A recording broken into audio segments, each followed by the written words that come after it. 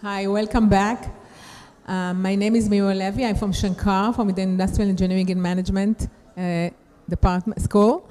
And we are glad to open the second session, which is really following Manuel's talk about feelings, about empathy, about arousing feelings among the users. And our first talk will be from Alessia. She's a freelance designer. She'll be from Italy. She came from Italy to our, and we are very happy to host you. And she will speak about really emotions in the visualization. Thank you. Thank you so much.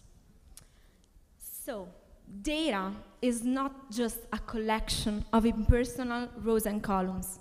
It's really something more than that.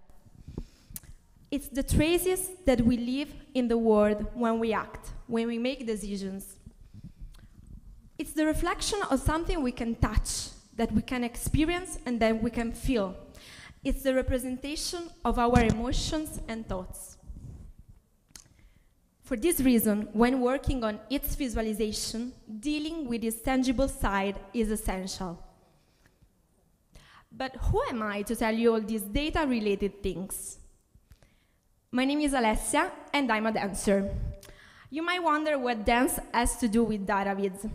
In my opinion, they have a lot of things in common.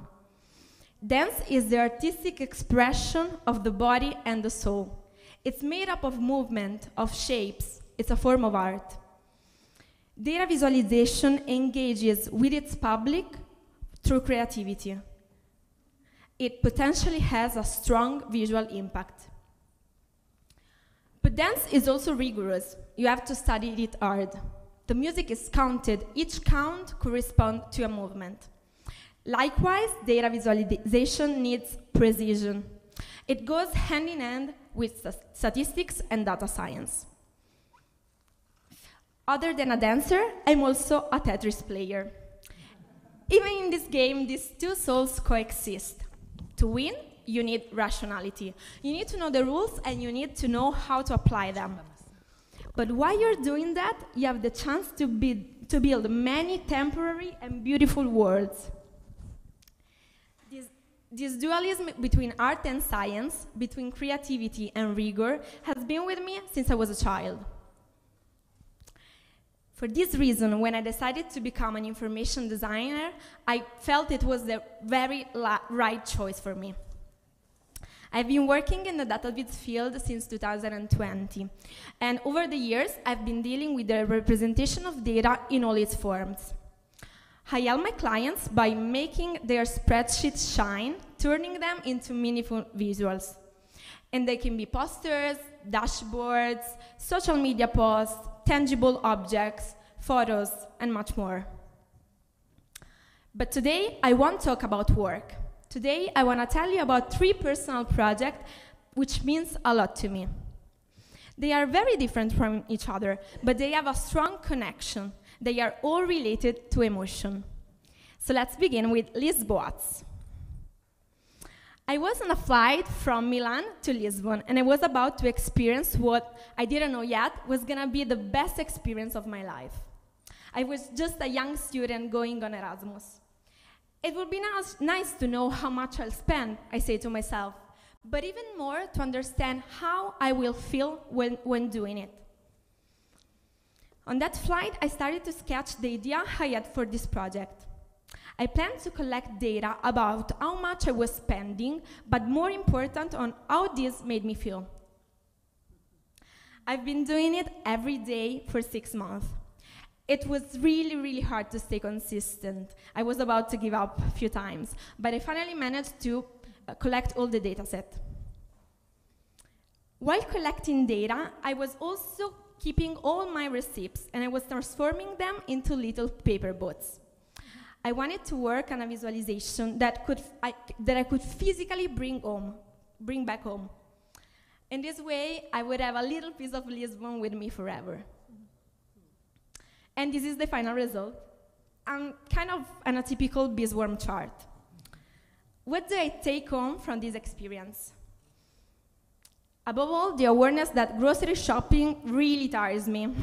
Today, 4 years later, I convinced my boyfriend to go to the supermarket for both of us. It's like scientific evidence, he cannot say no.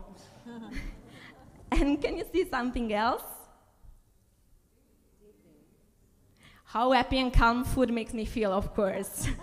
Of all the expenses I have, the biggest ones continue to be in restaurants, and that's absolutely fine. Other than all the new awarenesses that I've learned about myself, what I took home, like physically, was the visualization itself. It's a tangible memory of my wonderful stay in Lisbon. If you want to know more about this approach, I suggest you to go on my portfolio and check the project name Cheers. In 2020, and this time for a whole year, I collected data about my and my boyfriend's drinking habits. This experience has also led me to interesting new awarenesses, this time about my couple's life. But let's now move on to the next project, which is called From My Terrace. This work was born from a need to talk about something that I deeply care about. We live in a fast world in which all you have to do is work, work, work. If you don't sleep to work, you're cool. If you're too busy to see your friends because you're working, you're cool. I took these shots during a vacation at my grandparents' house in southern Italy. They were days in which being able to relax led me to feel extremely creative. That's how I had the idea for this project, just chilling. I decided to use the photography medium because, for me, it has the power to transport you into the dimension you are observing. I think it can reach a lot of people, and that's what I aim to do. With these pictures I took, I wanted to tell that I was feeling overwhelmed and less resilient as time goes by. That I was feeling trapped in a routine that was always the same. My need to cultivate with rest my creativity. The growing importance for me of having a good work-life balance. My willingness to stop, to breathe, to get bored. We all know that boredom is what gives us the opportunity to discover something new about ourselves and the world around us. So when I shared this work with my network, it was very well received. When I did it, I wrote, "There are tons of data about work-life balance, but today I want to give you my vision of it." The fact that this was deeply personal made the people empathize with it. The visualization of this data in such an experimental, emotional, and tangible form has allowed it to speed at a high speed. Lots of people wrote me, telling me they were feeling the same way. From this project, I understood the importance of sharing and the beauty of not feeling alone. Once again, if you find the photography approach interesting, I've been exploring it in other projects, such as slowness. Similar topic, also in this case I was on vacation, really proving that rest fuels creativity. Let's now move on to the last project, to me the most important one. Ciao Nonna. I promised myself I had to smile while talking about this, even if it's extremely difficult.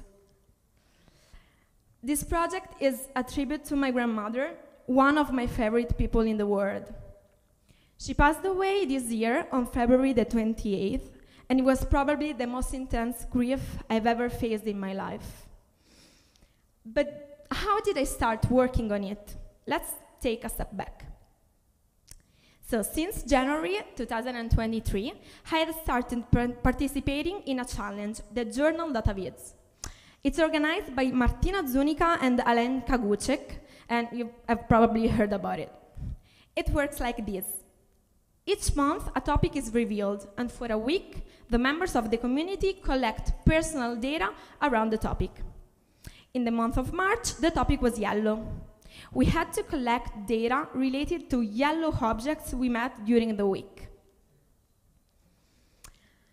Since March wasn't starting the best way, my first thought was, let's skip this month, you know, like I wasn't feeling like doing it.